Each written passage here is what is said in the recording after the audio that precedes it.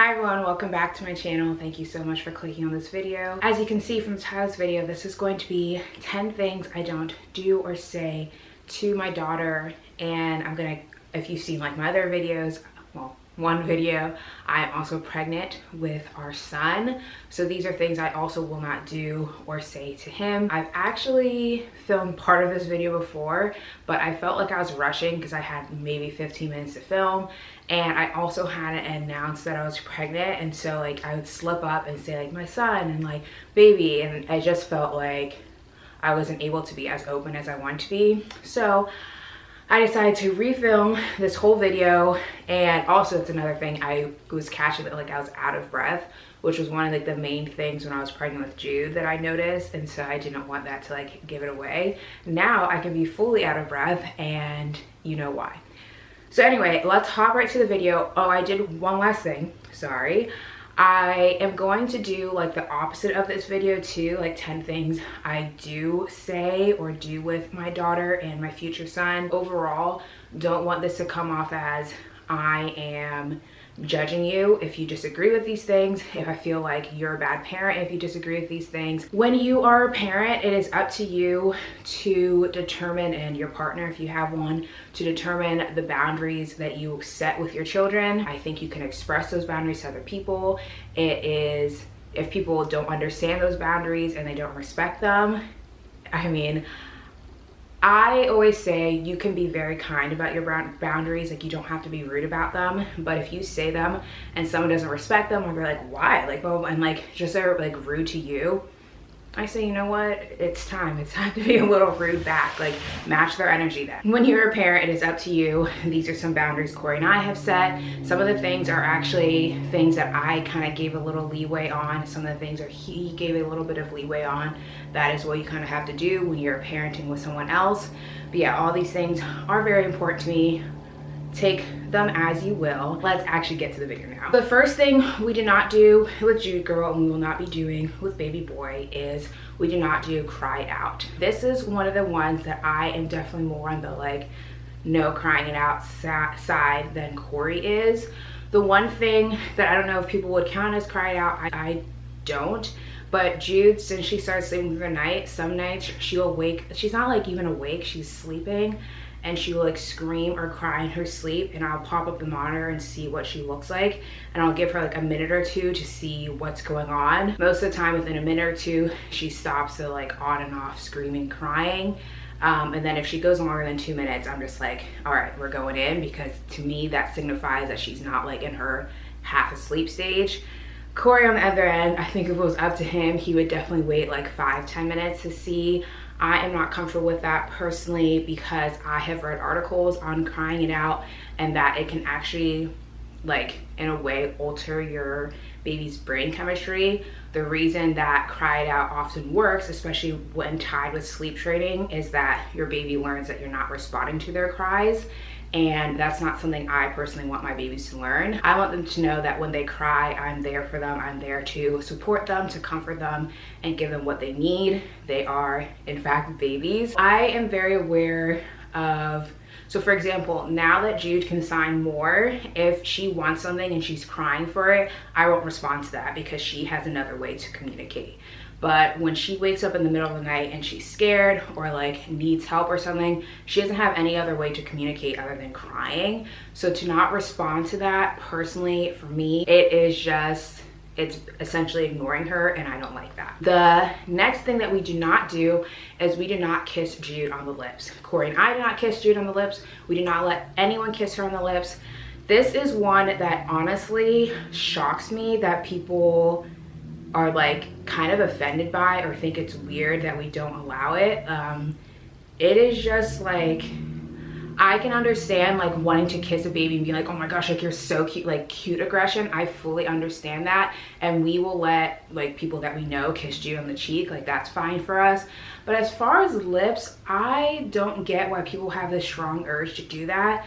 It is just like, I feel like not necessary, and especially if Corey and I as her parents aren't kissing her, there's no reason anyone else should be. I just feel like 1, unnecessary, 2, for safety reasons, it's really just not necessary. The health concerns to me, like 1, first of all, we live in COVID's time.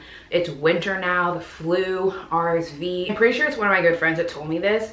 If you are prone to cavities and you kiss your baby on the lips, it is possible to pass that to them.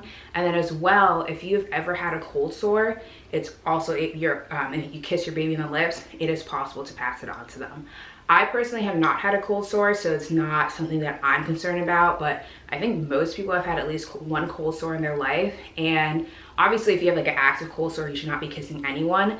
But even when it's not active, I think it's still possible to pass it. It would be devastating for me if someone that thinks like they're fine passes on that to Jude or to baby boy. I would probably not want to talk to them again. So yeah, it's a hard no, no kissing on the lips. The next thing is we do not do unlimited screen time. This is one that I didn't have to, but I gave a little bit on Corey's side. If it was up to me, we would have done 0 screen time with Jude and baby boy until they're at least 2 years old.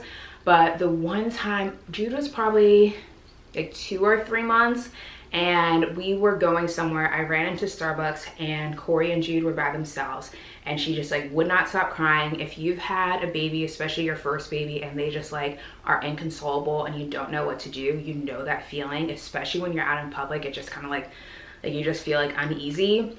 So Corey showed Jude a little dinosaur show, and that's where her love of dinosaurs started. I fully understood why he did it, and in that situation I was like, okay, that's fine, like I get it. I instead decided to set limits. So up until she was probably like 6 months, we limited at like 10 minutes a day. From there on, we did like 20 minutes a day, and now I would say we're probably still around the 20 minutes. 20 minutes is that like stopping point. There are some days she watches 0 screen time. That is ideal still for me.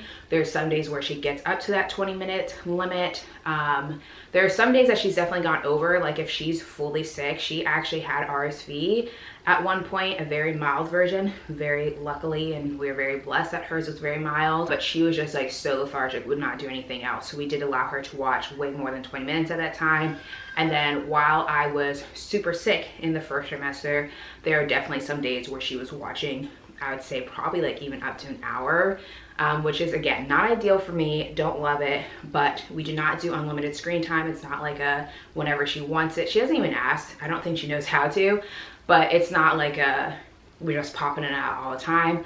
Again, that is a personal choice for us. If you either do unlimited screen time or you do 0 screen time, either way, I'm not judging you. You have to do what's right for your family. I will say, if you do 0 screen time and your baby is like now a toddler, props to you. I think it gets very difficult as they're like fully mobile and you just need a second. Screen time can help with that. That is usually like the most of the time when we use screen time, like if we just need a second. And then we also primarily use screen time when we're changing Jude's diaper, because this girl hates a diaper change. The next thing is we do not do artificial dyes. This one is quite different than the rest on the list, but I just was sitting down and thinking of things like what would be more interesting to talk about, or things that like maybe not everyone agrees, or maybe it's something that like you'll think about but you're like, maybe I don't want to do that either. Like, oh, Nicole's crazy. This one always reminds me of, if you watch the original like Keeping Up with the Kardashians, Kourtney and Kim were doing a combined birthday party for their daughters, and it was like Candyland themed. And if you know Kourtney, she's definitely more like health cautious, more like that side of things. And she was trying to make all the candy like organic candy, dye-free candy, just like your quote-unquote healthier candy. And Kim was like this is Candyland, not gluten-free land. And I actually agreed with Kim on that. On certain things, you just kind of have to give. Like Jude's birthday party, we had a Hungry Caterpillar cake that 100% had dye in it. At Christmas, she probably had a few cookies that had like some sprinkles with dyes in it. And in those special occasions, that is fine. But within our home, Jude does not eat anything with dyes in it. If it was not a special occasion and we went to someone else's home and they gave her something that had a dye in it, I would just say, no, like we don't really do that. I personally don't really eat foods with dye in it. And so it wouldn't make sense then to give it to my child.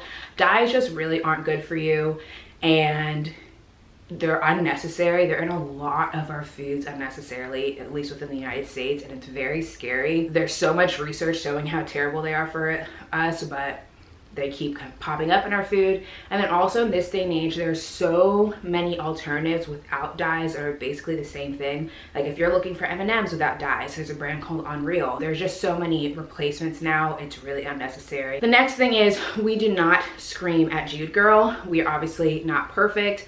But yeah, our rule is we don't scream at her, and if we do, we immediately apologize. Screaming, I find, is just unnecessary. Even as an adult, when someone yells or screams at me, I'm just kind of like, I used to cry, I'll be honest. I used to cry if like someone would scream or yell at me continuously, and that's because I wasn't even used to it. My dad would definitely scream and yell at us a little bit, but my mom never really did, and I just find it unnecessary. Think about you even as an adult. If you are even like having a dispute or argument with someone and they start yelling at you, you want to shut off. You're just like, what is going on? Like, why can't this person regulate their emotions? I think yelling is just unnecessary.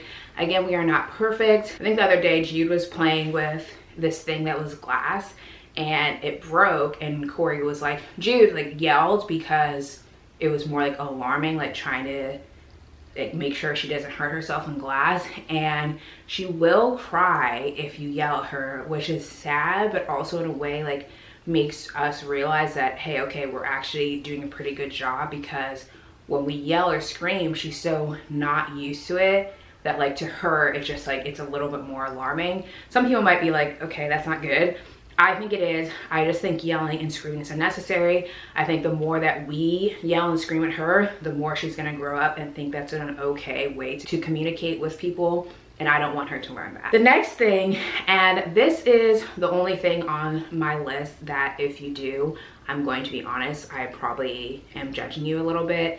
It is something that it is more controversial, I would say, and one that I've had conversations even with my best friend on, and she disagrees, but we do not hit Jude, spank, whatever you want to call it to make yourself feel better. I feel very, very strongly about hitting, spanking, whatever children. I think it is absolutely terrible. There are so many reasons I'm against it. The one reason is I really find it as just socially acceptable abuse. I remember I've always been anti-spanking. Even growing up, like as a child, I had an aunt that would like kind of like, she would do this thing where she'd take like 2 fingers and like hit her kids like this. And I remember once, like even as a child, that made me very upset and I cried about it. What made me feel even more strongly about it was I was watching this TikTok, scrolling on TikTok as we all do, and this man had a TikTok and he was like, for the past few weeks, I keep telling my wife, like, you need to do, I forget what he said. Let's say he said, like, you need to do the dishes. Like, if you don't have time to do them, put them in the dishwasher. I just kept telling her. I tried to make a list for her. I tried to send her text and she just would not get it. So the next time she didn't do it, I hit her. And he paused and he was like, you're probably astonished, but why when we replace wife with a child, people are like, oh yeah, they needed a spanking. Like, it just, if you truly take like even if you have spanked your child or you plan to spank your child, take a second and just like sit and be like, is this really okay? Like, I am shocked by how many people think it's okay. The second thing that I'll bring up to people is people will be like, well, like maybe my child is too young to understand me talking to them. If your child is too young for you to understand, for them to understand like why they did something wrong, why would you hit them instead? And if they aren't too young to understand, like if they're old enough to understand you talking to them and explaining what they did wrong, why in the world would you hit them? Like, both situations do not make sense. I also think it is 100% a parent issue. When you hit your child, and this is something that like my best friend will say, like, oh, I'm only going to hit my kids when they do something like really bad. Or she'll ask me like, what if Jude does something really bad? And I'm like, there's nothing bad enough that she could do that I would feel justified in hitting her. And hitting her, if there's nothing bad enough that your husband or wife would do that would justify you hitting them, how is that, like, how can you justify it for a child, not even an adult, a child? But yeah, it comes down to a parent issue. You don't know what else to do to reprimand or teach your child not to do something, so you hit them. You don't know how to regulate your emotions because you're so overwhelmed and you just are like, oh, like I just can't keep it in. It is completely a you problem, and it is not fair because you are having a problem to then put that on your child. I also think it's just like mean, and especially as a young child, You are your children's comfort. That is why when your child gets hurt, they run to you with open arms and want you to comfort them. That is why if you're still breastfeeding your child, they will breastfeed for comfort sometimes. You are your child's comfort. How, as your child's comfort, do you feel comfortable then hitting them? What do you think that is teaching them? That someone that is supposed to love them and comfort them also will turn around and hit them. If you think that's not teaching them something bad, do the research, because guess what? Research shows that when you spank and hit your child, they are more likely to actually abuse. Now we're using the word abuse because spanking isn't abuse. We should use the word abuse on both ends. They are more likely to be in abusive relationships or abuser partners. They are more likely to have mental health issues. They are more likely to have relational issues overall, communicative issues. I find it also bizarre that a child will hit another child in school and then they come home and to reprimand them, their parent will hit them.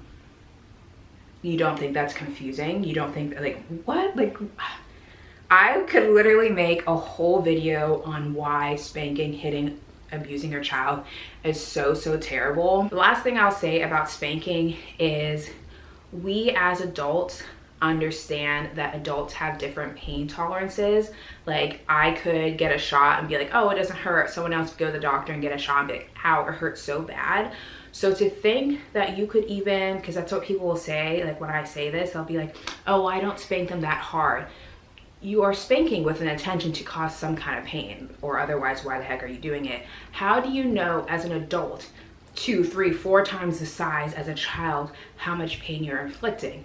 How do you know, even amongst your children, how painful one spank, one child would be to the next? This is one that if anyone in our lives were to hit Jude, they're cut off immediately. That's it. They're out. Hit baby boy, they're out. So hopefully everyone knows. I mean, I think if you know me, you would absolutely know that I'm anti-spanking, not going to hit my child. You would know. I don't think I even have to say it. The next one is we do not force Jude and we will not force baby boy to clear their plates. When we present Jude with food, we present her usually with different options. Sometimes we'll even present her with a food that she liked the day before, but the next day she's just not into it. We do not force her to eat everything on her plate. I think that's just unnecessary. I think it can create issues with food. It is very important to me, especially as someone that had and kind of still has. I think it's very hard to, when you go through some kind of disordered eating or just having issues around food, it's very hard to completely dispel them. So for me, it is very important that I cultivate a healthy relationship with food with my children. We want her to go by her own hunger cues. We want her to have the autonomy to pick what she wants to eat off of her plate. Sometimes I might like oatmeal one day and the next day be like, I'm not feeling it. She can't express that to us yet. So to assume that every time we offer her food, she's going to eat it all, I just think it's not fair.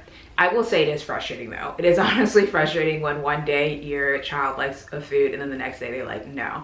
So yeah, it's true. But again, back to the spanking, it is a me issue. When I'm frustrated, it is not Jude's fault that I'm frustrated. I cannot put that frustration on her. The next thing is we do not discount Jude girl's feelings. The easiest way to explain this is if Jude were to fall and she starts crying, we do not say, oh, you're okay. You're okay. We do not do that. When I see parents doing that, it kind of breaks my heart a little bit, because for a child, even if they fall and you can see that it wasn't extravagant, if they start crying and you say you're okay, it's very confusing for them. Okay, I'm crying, but then someone's telling me I'm okay. And so in a way, it's teaching them to not trust their own feelings, not trust their own gut. And I don't want to be disrupting that for my child. If anything, if she falls and it's not super extreme, from my point of view, I will say oh, this is what happened, and I'll try to kind of explain to her so that as she gets older and is able to develop her vocabulary, maybe every time she's not crying, maybe she does something that's not as extreme and she says oh my gosh, that hurt my head, and understands how to explain those type of things. So yes, we do not tell Jude you're okay. We do not say oh, get up, or something that people will say to boys will be boys don't cry, be a man, get up. So no, none of that. None of that in this household. It's not going to be here. The next thing is we do not say good girl to Jude. We wouldn't say good boy to baby boy either, but I feel I've noticed people do not say good boy to like little boys, but good girl pops out a lot. It's giving misogyny, it's giving anti-feminist, it's giving dog, to be honest. It sounds like, yeah, to me it sounds like something you would say to a dog, like, oh, good girl, good boy. Why are we saying this to children? It is just, it's weird to me. First of all, I just don't think it has to be said. I don't think it's beneficial at all. I feel like it also implies that she could be a bad girl, and I don't want her to ever think that. I think there's so many things you could say instead. Say, good job, or wow, Jude, you took a big step. Like, you just don't, good girl, it kind of gives me the ick. The last thing is, we do not show Jude, and we will not be showing baby boy crying. When Jude was super little and probably the baby boy, like a new baby, I'm sure you probably saw or heard her crying. From when she was probably like, by the time she was probably crawling, if not earlier, we just stopped showing her crying. We do not let people take pictures of her crying. If we happen to get a picture of her crying, we do not share it. It is just something that it is more like a respect thing for us personally. If I was crying and my friend was like, one second, let me get a picture, I'd be like, are you okay? Like, it wouldn't be nice. So to do that to my child would be hypocritical, in my opinion. It also, again, is one of those things that kind of gives me the ick too. There are a few people on YouTube that I've watched and like that I actually mostly stopped watching, is because I noticed repeatedly they would have like thumbnails with their baby crying on it. And I'm just like, not only are you taking a picture of your baby crying, but now you're using it for clickbait. Like, that's weird. And it's also weird to me when I see like a toddler will be having a big feeling tantrum, whatever you want to call it, and then like the mom or dad is recording it. I don't love that either. I was talking about it with Corey, and he was saying like, oh, I can understand because like maybe they want to show like real life as a parent. I think you can do that without like showing your child having a hard time. You can stop filming and say like, oh, okay, like I stopped filming. For example, Jude was just having like a little bit of a hard time, really crying. Like, you can explain it without showing them. I could imagine even as like a 2-3-year-old growing up and being 10 and watching that and being like, why the heck were you filming me crying? Like, what is going on? Instead of comforting me, you were filming me. Like, that's weird. I just don't like it. It is not my immediate first thought to take a picture or a video when Jude is crying. So if someone else does that, it makes me kind of feel like, yeah, like you don't take her crying seriously. Again, if you happen to already be filming or taking a picture and it happens, that I can understand. But to like pull out your camera or your phone to like purposely get that, I personally don't like it. That is everything. I feel better now filming this video because I didn't have to rush. Those were the 10 things. Making sure I actually had 10 things. Yes, 10. As I said, I will be doing the opposite of this video, 10 things I do say or do with my 1-year-old, my daughter, and my future baby boy. If you haven't seen my first trimester update, you can watch that if you're like, what the heck, baby boy? I am pregnant. Actually, today I'm 16 weeks pregnant as I'm filming this. But yes, I hope you took this video, as I said, not to like, I'm judging you if you don't agree with me on these things. I hope you're not judging me if you don't agree with me on these. Actually, you know what? If you are judging me, I'm not that concerned, if I'm being completely honest. And yeah, as I said, the only thing that I'm judging you on if you disagree with me is spanking, hitting your child. That is just a one that I cannot budge on. I simply cannot budge. But I hope you found this video entertaining. I hope you found it helpful, and I hope you enjoyed hanging out with me. Bye.